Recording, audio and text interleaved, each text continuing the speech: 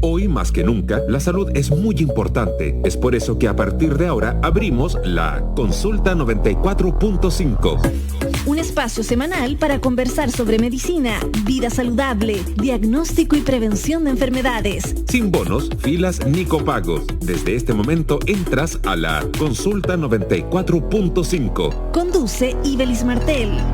Un programa de Santiago TV y USACH 94.5. La radio de un mundo que cambia y se sana.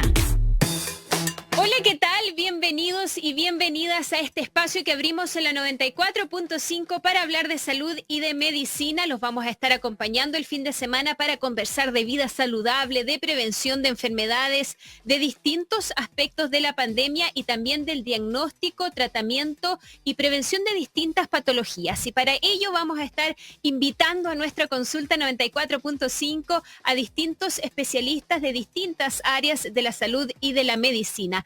Hoy, por ejemplo, vamos a conversar sobre la salud mental en las personas mayores en tiempos de pandemia. ¿Cuáles son los problemas más frecuentes que están enfrentando este sector de la población en esta época que ha estado marcada, por supuesto, lo sabemos, por la soledad, el aislamiento y también las dificultades económicas? De ello vamos a estar conversando hoy día en el programa. Hoy, además, vamos a indagar en cómo el confinamiento y la falta de exposición a la luz solar está gatillando el desarrollo de miopía en los niños y niñas. Hay estudios que están alertando de este problema a nivel mundial y también está ocurriendo en nuestros niños y niñas en Chile. ¿Cómo podemos evitarlo? ¿Qué podemos hacer? De ello vamos a estar conversando también hoy día en el programa. Recordarles que estamos en santiagotelevisión.cl, estamos en radiousach.cl, donde además hay un formulario de contacto para que nos envíen sus preguntas y sus temas, aquellos aspectos, enfermedades,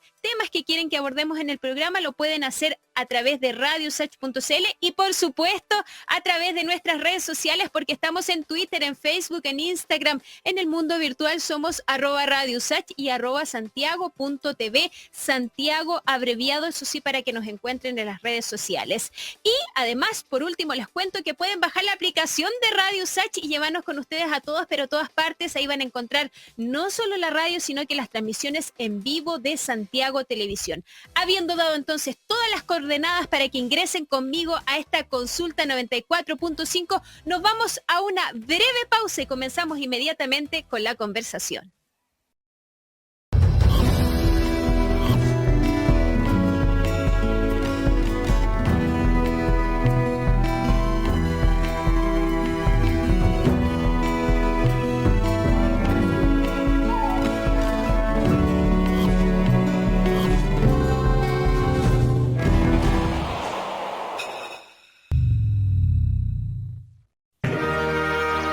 No te preocupes, este no es el tradicional video universitario. Porque la USACH es mucho más que eso. Es otra cosa. Lo realmente importante es que conozcan nuestra identidad. Y tienes que verlo con tus propios ojos. Porque hemos sido reconocidos por nuestra excelencia. Acá somos libres para opinar y desarrollarnos como queramos. ¿Y cuál es la gracia de esto? Es que más de 22.000 realidades confluyen en un mismo lugar todos los días. Esta es la única universidad pública de excelencia que tiene en un mismo campus todas sus carreras. Una verdadera ciudad universitaria que cuenta con la más alta tecnología y al mismo tiempo con una riqueza patrimonial de más de 170 años en sus patios, edificios e historia. Diferentes tendencias, procedencias, visiones, culturas. Y puntos de vista que crean nuestra propia identidad. Un espacio para la investigación y la creación. Para desarrollar nuestras capacidades artísticas y deportivas. Un espacio solidario y de apoyo, donde todas nuestras emociones importan. Este es mi segundo hogar. Mi segundo hogar. Mi segundo hogar. Esta es la USACH.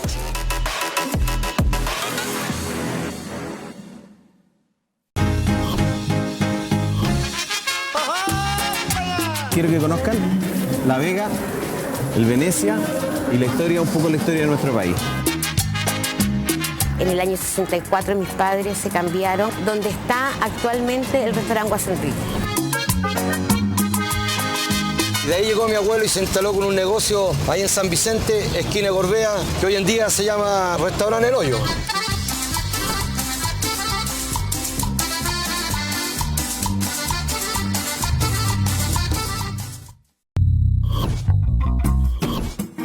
No le tememos a la opinión que incomoda ni al análisis crítico de la realidad. Periodismo independiente, la 94.5. Conducen Alejandra Valle y Daniel Stingo. De lunes a viernes, de 10 a 12 del día, la voz de los que sobran. ¿Estás viendo?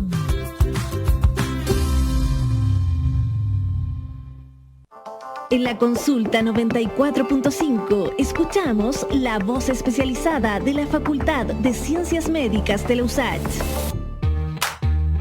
Es un hecho que la pandemia ha afectado la salud mental de la población debido al confinamiento, la pérdida de empleos, las dificultades económicas, el hacinamiento y otras consecuencias que han afectado a la población debido a la falta de movilidad y también a que se han restringido las actividades que antes de la pandemia eran cotidianas, como caminar, asistir a actividades sociales y un sinfín de actividades y de instancias de compartir socialmente en la que todos y todas estábamos expuestos y expuestas.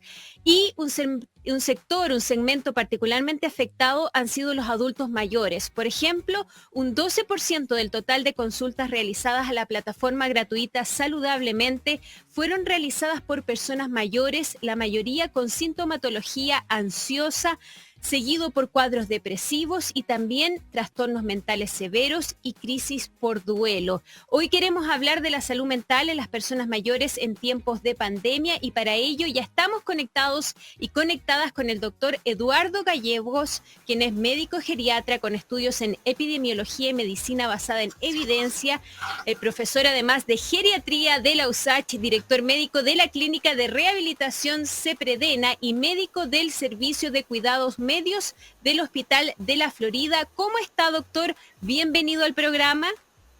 Hola, Ibaliz, ¿cómo está? Muchas gracias por esta oportunidad de conversar respecto a estos temas tan importantes.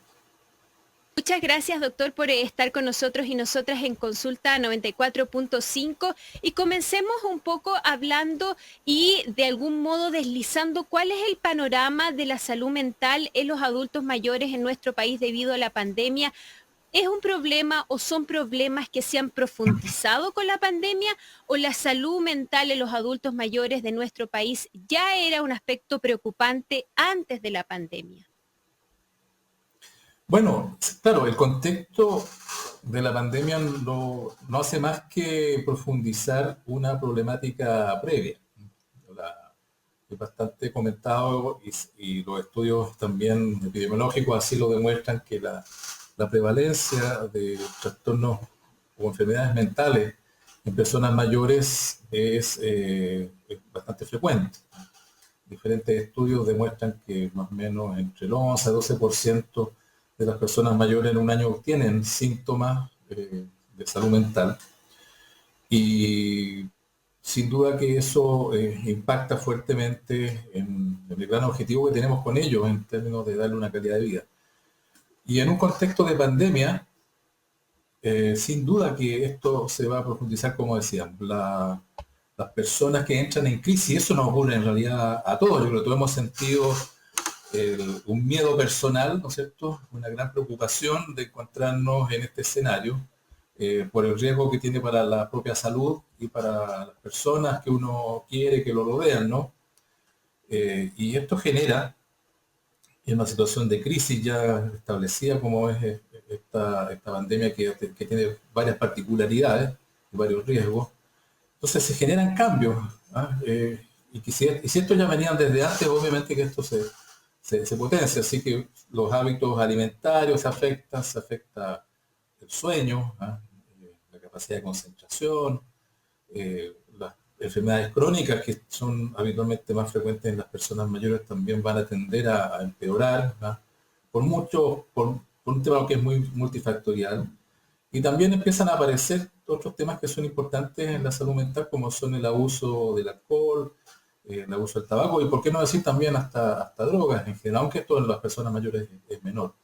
Entonces, en una situación de crisis, sin duda que las personas que son más vulnerables, y aquí tenemos en la cúspide, digamos, de esta pirámide de riesgo a las personas mayores, sin duda que se afecta la situación mental. Y se afecta por cosas como el hecho de que hay una situación de estrés permanente que te está diciendo, tú tienes mayor riesgo, mira, la mayoría de las personas que mueren por esto son las personas de más edad, mira, los que más hospitalizan son las personas de más edad, mira, tu acceso a lo mejor a una terapia de rescate invasiva como es la ventilación mecánica invasiva, va a estar limitado porque a lo mejor van a elegir a los más jóvenes, etcétera. Pucha, sin duda que afecta, ¿no? Y eso claro, está reconocido en varias encuestas que se han hecho, como la que tú has mencionado en general en el último tiempo. claro.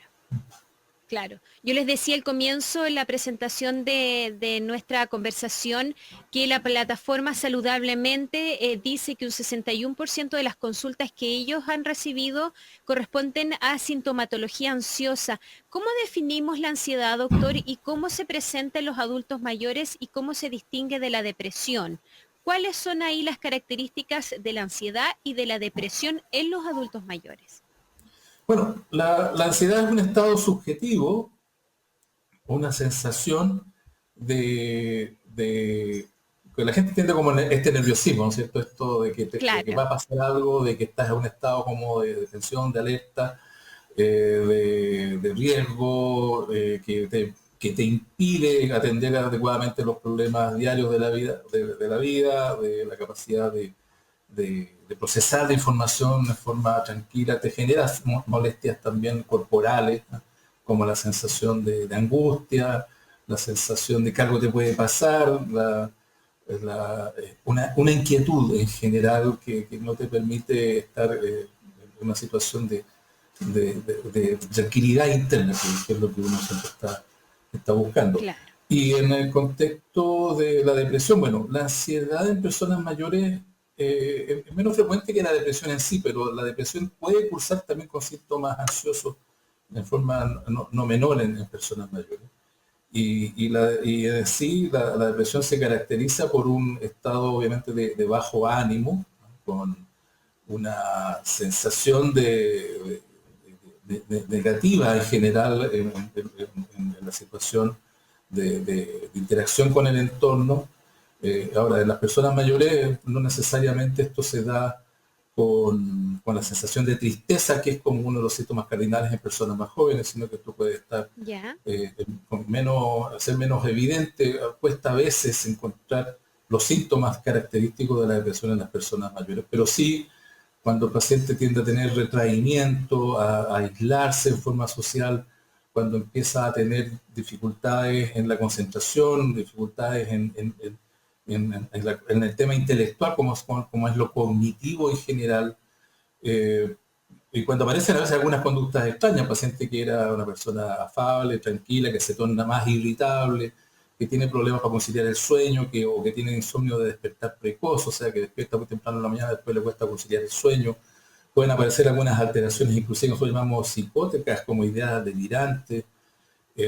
Hay una gran cantidad de temas, y esto asociado a que, como tienen además otras enfermedades asociadas, estas enfermedades tienden a descompensarse, o empiezan a aparecer también muchos síntomas que nosotros llamamos somáticos, como la persona se puede poner un poco más hipocondríaca, o sea, hacer de forma muy reiterativa alusión a las molestias físicas o de sus enfermedades, tienden a consumir muchos fármacos.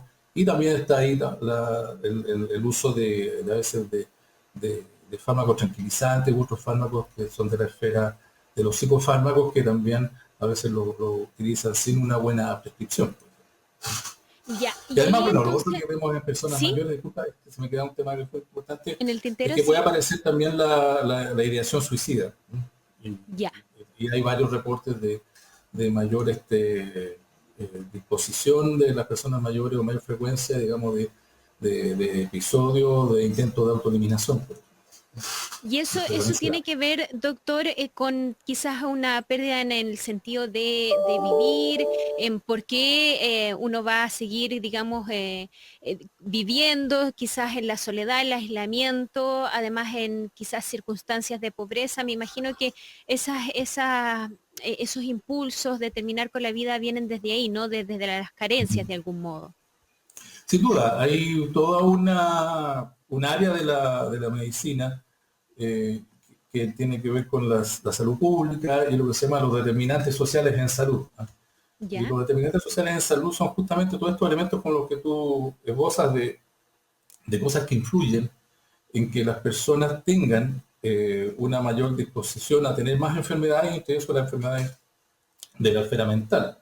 Así está el tema de vivir en una situación de pobreza, la baja educación, la baja cantidad de redes sociales, el vivir solo, los problemas de nutrición, los problemas de factores de riesgo de enfermedades cardiovasculares que van impactando finalmente también a nivel cerebral y a veces hay un componente orgánico también de la depresión asociado a temas vasculares, por ejemplo. Pero sin duda que el nivel de vida de una población influye fuertemente en la salud y sobre todo en la salud mental, sobre todo en los grupos más vulnerables, como son las personas mayores. Claro. Ahora, decíamos, por ejemplo, que en esta plataforma Saludablemente, plataforma gratuita a la que todos pueden acceder, contactarse. Al final de la entrevista vamos a dar las coordenadas para quieran contactarse con esta plataforma y desarrollar o recibir apoyo en salud mental. De las consultas que ellos han recibido, un 5,5% corresponden a trastornos mentales severos. ¿De qué hablamos? ¿De qué patologías específicamente estamos hablando cuando hablamos de trastornos mentales severos en los adultos mayores? Claro, ahí estamos hablando habitualmente de depresiones, que son depresiones que nosotros llamamos mayor. Es una depresión que cumple con ciertos criterios, donde el paciente realmente no es más refractario al manejo habitual que se puede dar desde los equipos de salud. Y además puede tener elementos, como decíamos, de mayor riesgo, para no solamente para su situación mental, sino para su vida, como el hecho de tener ideación suicida y hacer intentos de suicidio en sí. Están también los cuadros que el estrés en sí y esta situación puede gatillar situaciones de cuadros que venían desde antes, como son depresiones crónicas, o cuadros más psiquiátricos como trastornos afectivos bipolares o trastornos psicóticos en sí, que también se pueden descompensar en sí, aunque esto es menos frecuente en personas mayores, pero también están todas las alteraciones que tienen que ver con problemas de deterioro cognitivo, que se exacerban en estas situaciones, y cuadros en ese sentido de demencias, que está en una fase a lo mejor inicial, pueden presentar síntomas también de trastornos conductuales de difícil manejo, y eso también podríamos catalogarlo como una situación de severidad en sí, sobre todo por lo disruptivo que puede significar para un ambiente de confinamiento y para una situación de manejo, digamos, y de cuidados que a veces tampoco son muy adecuados por el tema del aislamiento en que están las personas y los riesgos que tienen de parte de los cuidadores en sí. Claro. Estamos conversando con el doctor Eduardo Gallegos, quien es médico geriatra, es profesor de geriatría de la USACH, y estamos hablando de la salud mental en los adultos mayores a propósito de la pandemia. Doctor, ¿la depresión puede ser un primer paso a desarrollar una demencia? ¿Puede ahí haber un vínculo entre depresión y posteriormente, con el paso del tiempo, demencia? Hay dos temas que están demostrados desde el punto de vista científico y que ya desde hace unos años ya están en una situación de mayor profundización, inclusive de estos mismos estudios, pero la realidad actual dice que hay dos situaciones. Una, que se sabe que las personas que son depresivas en sí o que tienen depresión tienen mayor riesgo de hacer una demencia. Entonces, tú dices, mira, ¿cómo puedo prevenir la demencia? Bueno, aparte de los estilos de vida saludables y un montón de cosas, una es, ojalá no tener depresión y probablemente si alguien es depresivo, tratarlo, ¿cierto? Esa es una primera distinción. Y la segunda es que, claro, que algunos cuadros de demencias pueden tener como síntoma inicial la depresión en sí. Aunque se confunde a veces la depresión con el paciente que tiene tendencia a estar más retraído, más aislado, y en realidad lo que está pasando con él es que está iniciando un cuadro de demencia en sí.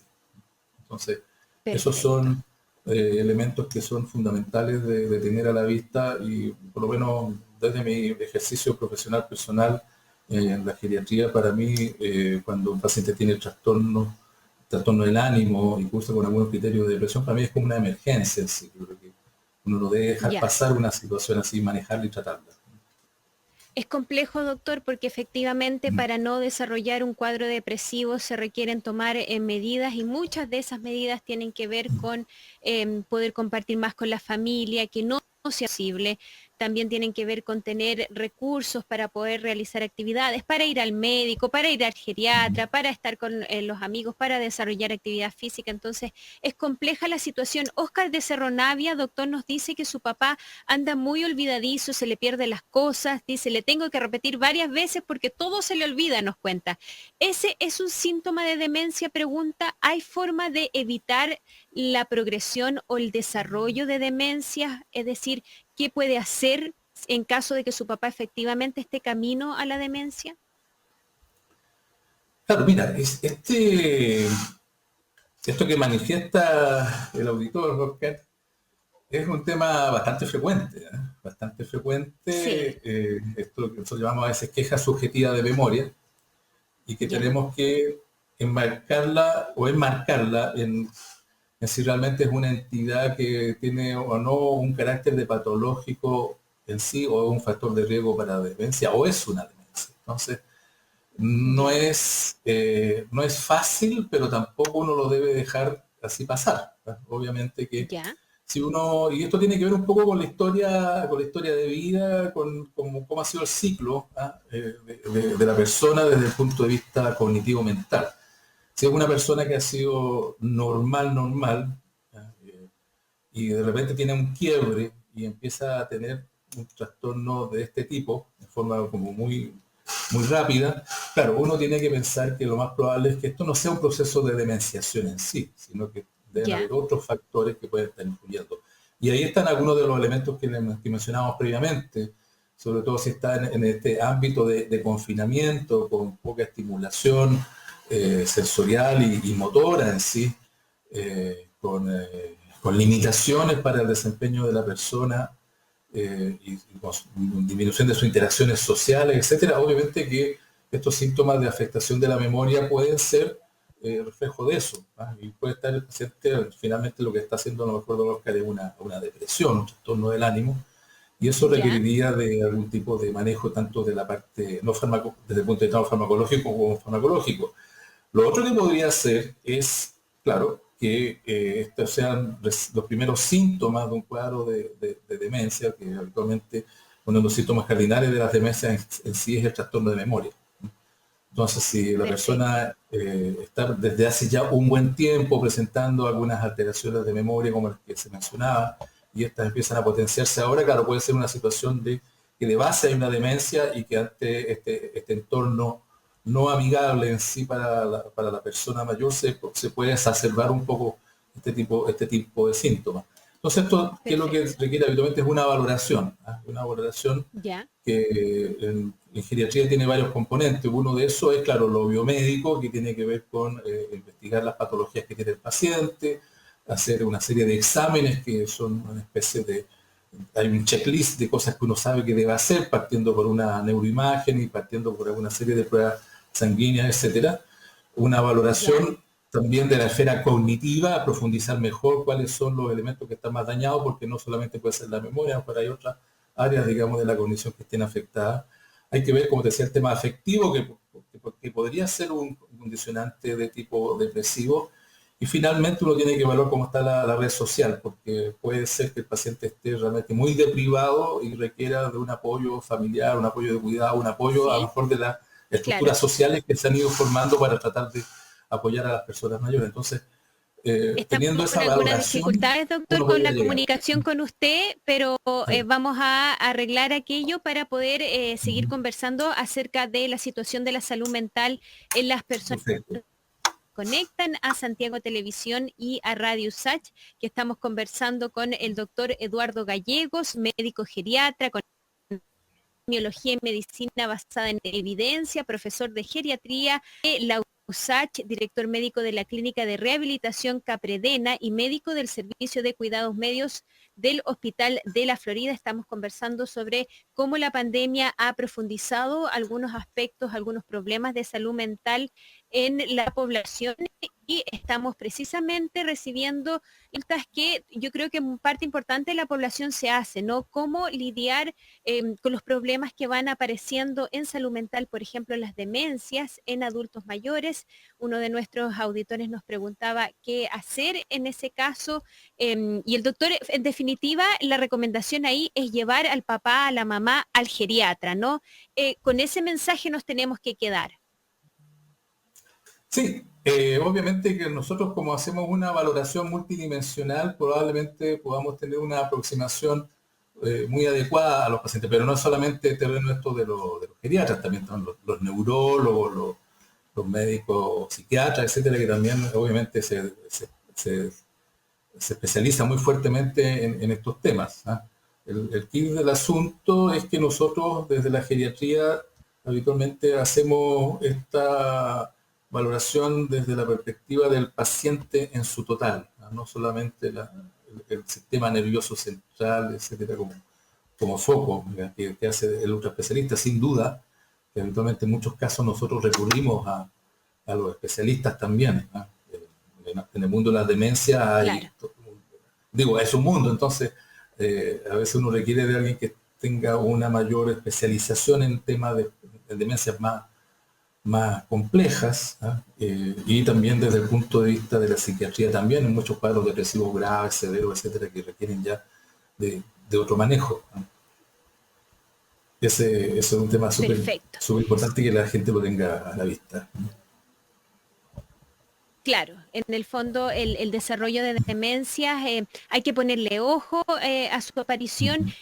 Y obviamente quizás explicarnos la labor de los geriatras, porque cuando uno tiene a su papá, a su mamá, a su abuelo, a su abuela en estado de quizás depresión, triste, uno los ve decaídos, los ve además con una serie de complicaciones de salud que van apareciendo a medida que uno envejece, y uno dice, lo llevo al psiquiatra, lo llevo a un médico general, lo llevo a un internista, lo llevo, ¿dónde lo llevo, doctor? ¿Y cuál es la labor particular del geriatra? ¿Por qué llevar y visitar al geriatra en lugar de otras especialidades?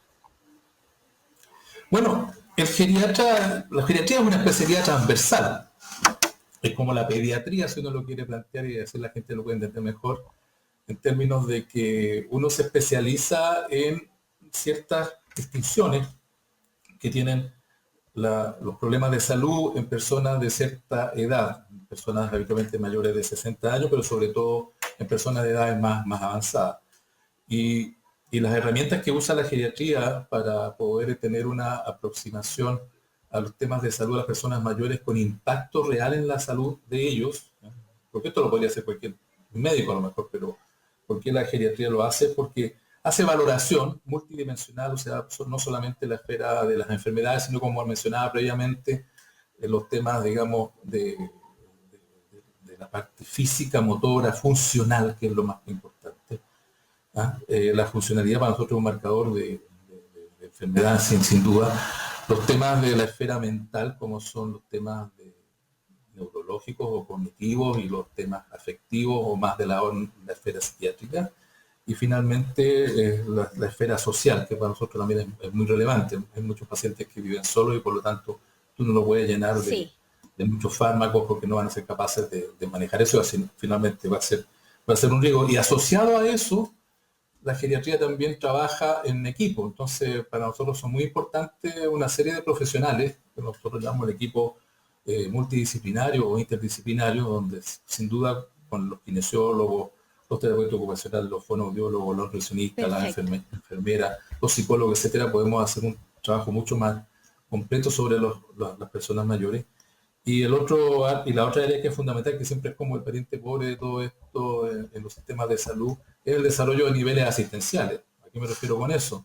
Que no basta solamente con el hospital y el consultorio, tienen que haber una serie de otros dispositivos de salud que apoyen las problemáticas de salud de las personas, como son los cuidados a domicilio, los hospitales de día, los centros de rehabilitación para personas mayores, tanto ambulatorios como hospitalarios, las unidades de memoria, las unidades de psicogeriatría, claro, las residencias, etcétera, que son fundamentales como para tener una cadena de cuidados continuos y progresivos en la atención de las personas mayores.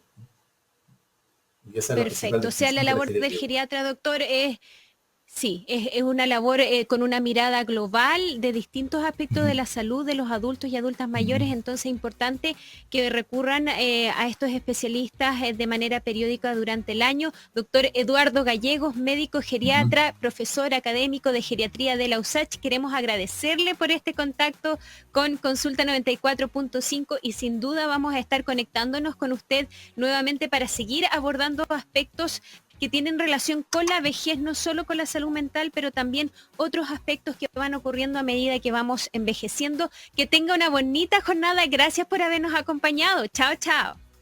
Muchas gracias a ti por la invitación. Nos veremos nuevamente. Adiós a todos. Chao. Así es. Saludos, gracias. Y nosotros y nosotras nos separamos nada más que 2 minutos y ya volvemos con más Consulta 94.5. Hoy en Mysteries of the Giants conoceremos a 2 nuevos gigantes, gorilas, los primates más grandes del planeta, y a los perezosos prehistóricos y actuales, con sus asombrantes capacidades de adaptación y sus amenazas de sobrevivencias. No te pierdas Mysteries of the Giants por Santiago Televisión.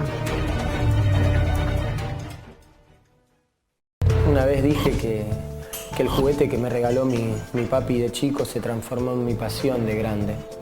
Esa fue la bicicleta. Planté tulipán, hice artesanía.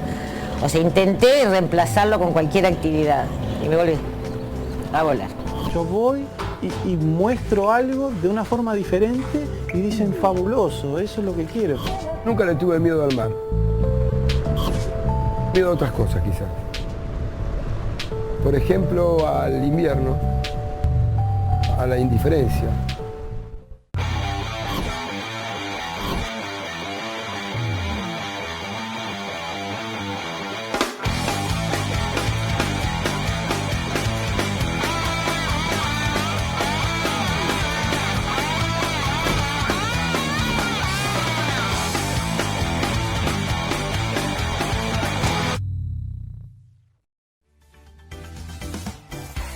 En Mundo celebramos las 500,000 familias conectadas a nuestra fibra.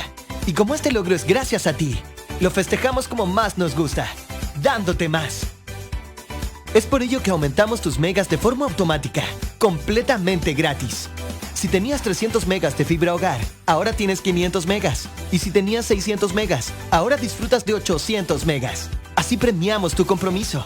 Gracias por ser parte de nuestras 500,000 familias. Y sigue disfrutando de la mejor tecnología al alcance de todos. Mundo. ¿Estás viendo?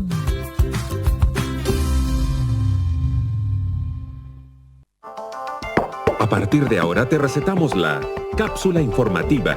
Información relevante para la Consulta 94.5.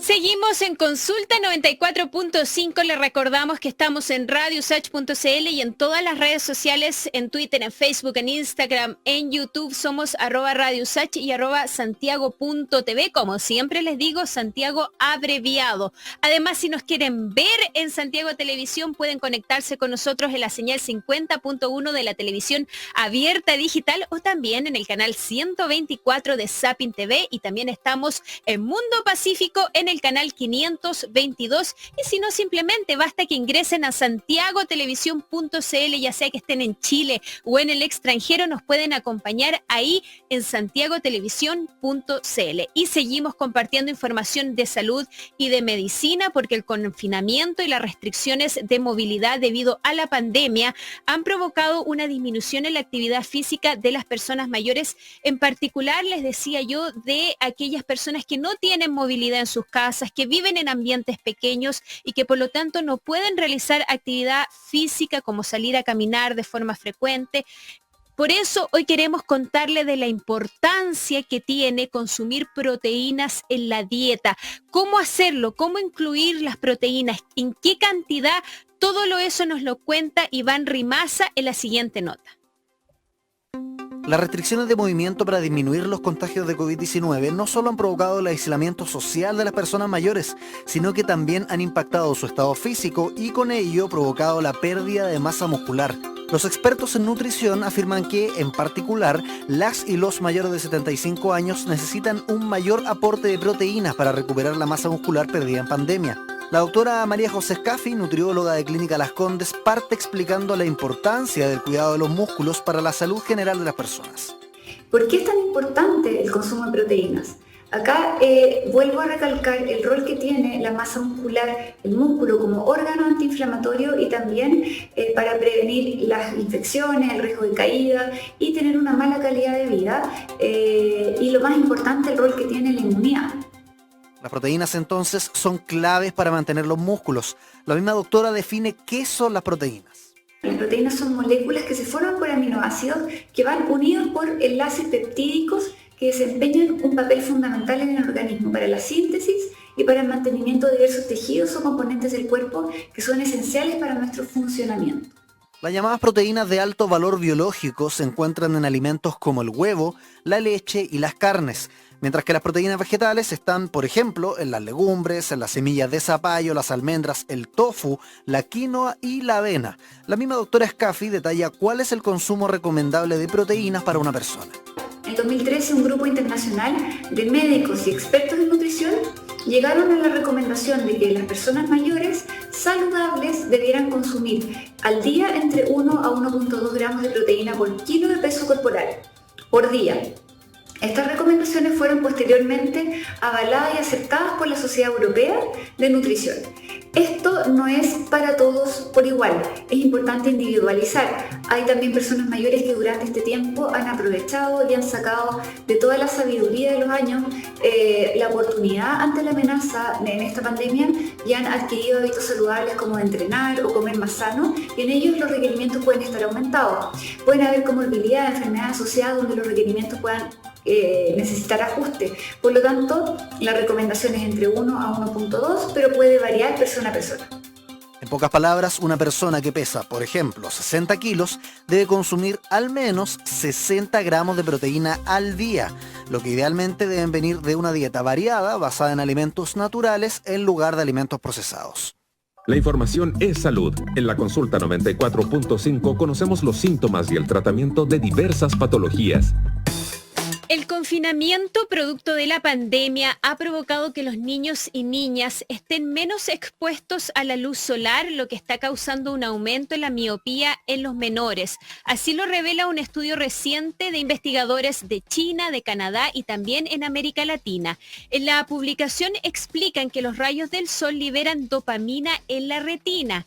Esta sustancia ayuda a prevenir el aumento de la miopía, ya que evita que el globo ocular se alargue. Los participantes del estudio, que tenían entre 5 y 18 años, aumentaron en promedio un 40% la progresión de la miopía entre 2019 y 2020. Sobre la miopía, en los menores de edad, queremos conversar con la doctora María Cecilia Campos, quien es oftalmopediatra del Hospital de Concepción y de Lota y también es miembro de la Sociedad Chilena de Oftalmología. Doctora, ¿cómo está? Bienvenida.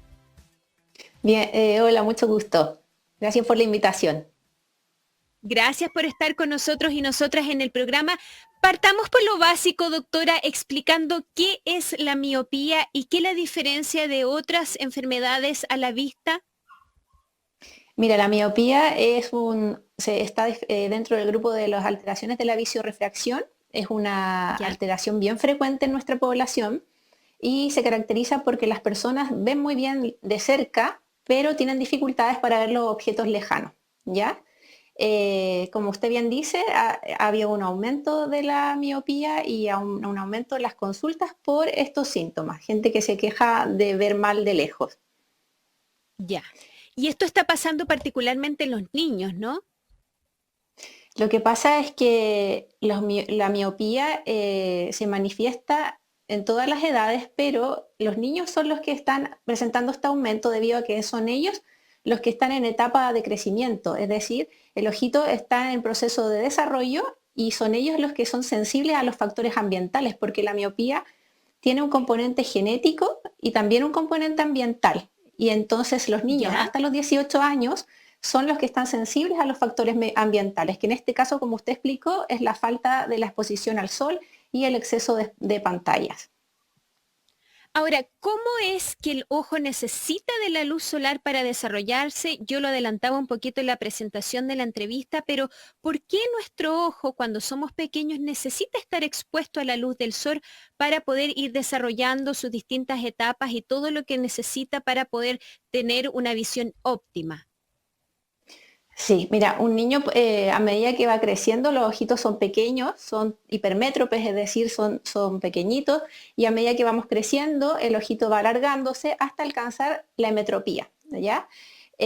Para que suceda este proceso, necesitamos de la exposición al aire libre, de la luz solar y de la interacción con el medio, es decir, de estar mirando de lejos, de cerca, no siempre a 20 o 30 centímetros como está ocurriendo ahora. Ya, como usted bien dice, la luz solar es súper importante para la liberación de dopamina, que es la encargada de que este proceso de crecimiento del ojo se produzca pero se detenga, es decir, el ojo no siga creciendo más de lo normal. Un ojo miope se caracteriza por ser un ojo largo, es decir, que ha crecido más de lo normal. Y entonces las imágenes no se proyectan directamente en la retina, sino que antes, y eso es lo que nos hace ver borroso de lejos. ¿No hay ningún tipo, doctora, de luz artificial o de ampolleta o foco que podamos instalar en la casa y que de alguna manera ayude a disminuir el riesgo de que los niños y niñas desarrollen miopía? Muchos sabemos, parte importante de la población en nuestro país vive en departamentos, con las cuarentenas, el confinamiento, las posibilidades de salir al aire libre se han reducido. ¿Qué podemos hacer? ¿Hay alguna medida que podamos tomar?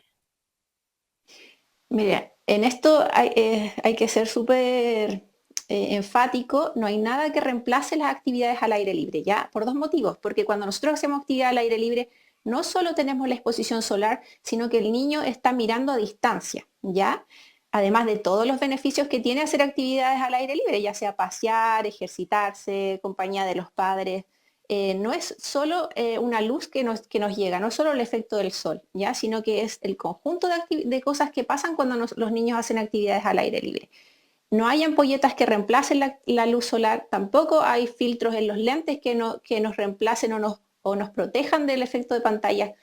No hay nada que reemplace las actividades al aire libre. Entonces, para los papás que se les es muy difícil sacar a sus niños a las horas diarias, ya sea porque están en teletrabajo, porque tienen que trabajar y los niños no hay nadie que los saque.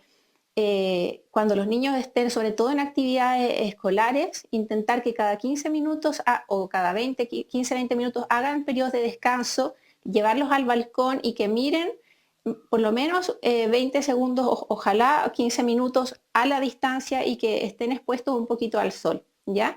Hacer estos periodos de descanso es súper importante. Ahora, los papás que pueden sacar a sus niños y aprovechar la franja horaria, los que están en cuarentena, llevarlos, sacarlos a pasear, y lo ideal son 2 horas al día.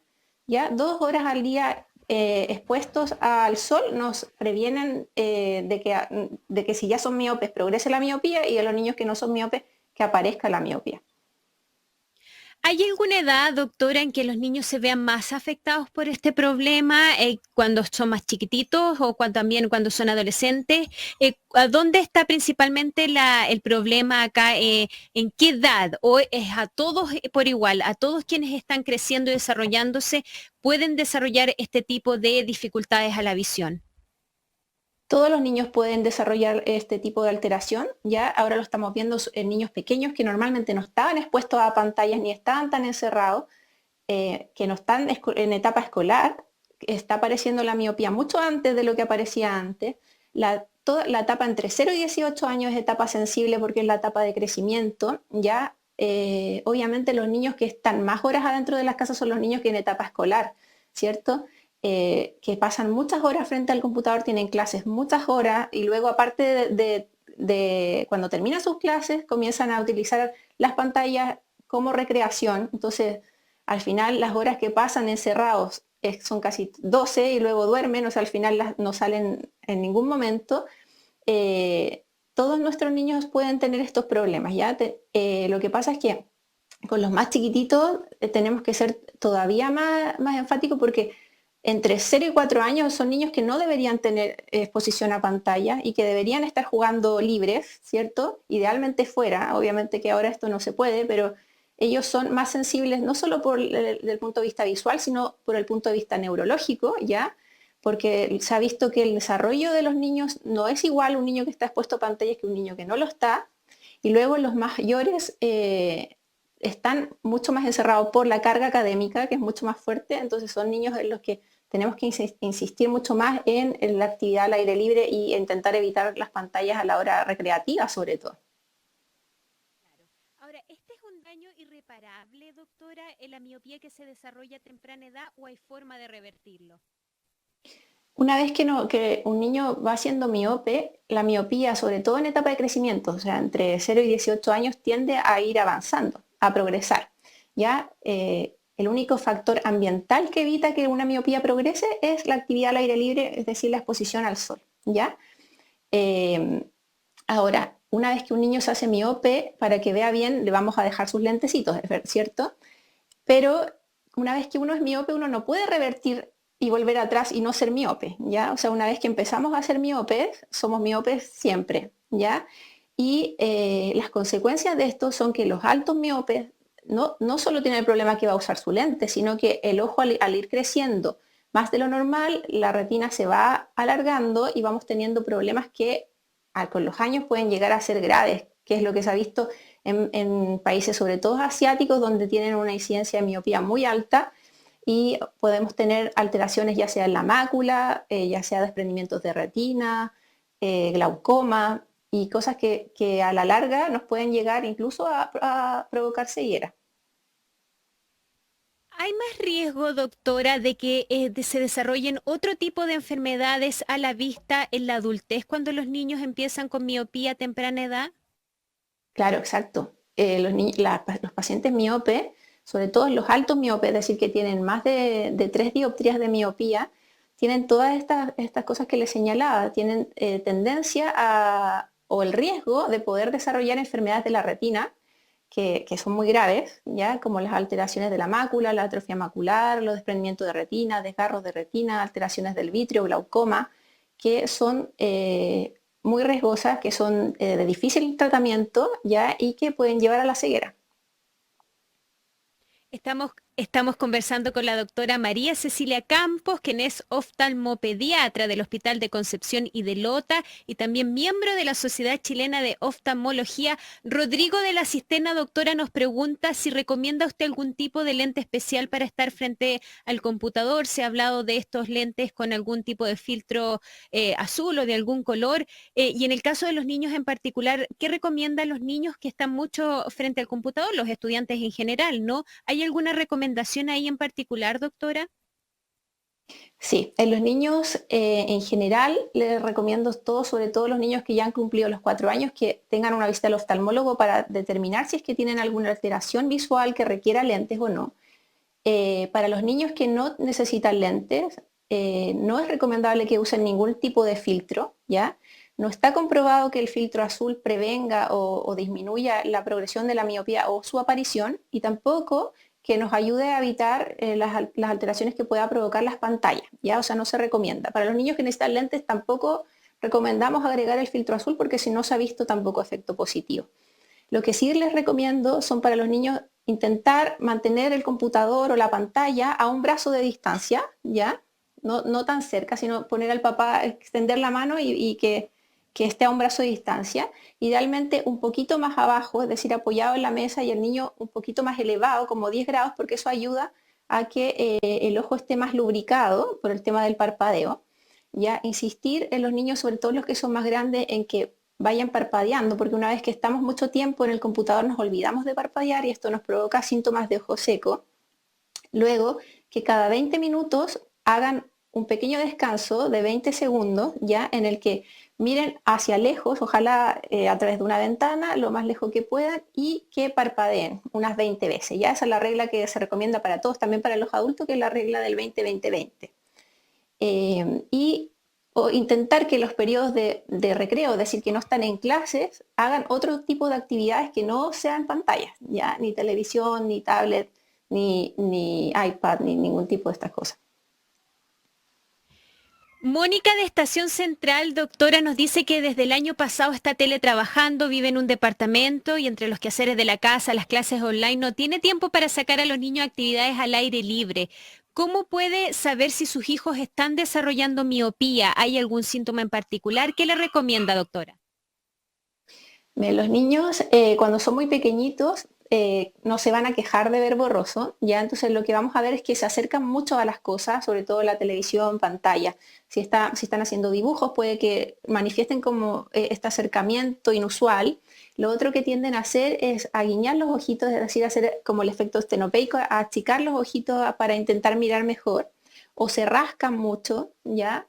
Los vemos que se llevan mucho las manitos a los ojos, a veces quizás los ojitos un poco rojos, la aparición de orzuelos, puede ser signos indirectos de que tienen alguna alteración visual. Ya los que son más grandes se quejan de que ven borroso, se quejan de que a ratos les cuesta mirar o incluso los vemos que están con más dificultades, pueden quejarse de dolores de cabeza, sensación de cuerpo extraño en los ojos, con ellos pueden expresar más cosas. Y los adultos han manifestado bastante el síndrome de fatiga ocular, que se produce por la exposición de largo periodo a pantallas y ellos lo ven en esta sensación de que a ratos ven borroso, de que les duele la cabeza, que están cansados y todo eso por el exceso de acomodación que hace que nuestros músculos, tanto los internos como los externos, se agoten, y muchos síntomas de sequedad ocular, que es porque al estar expuesto a pantalla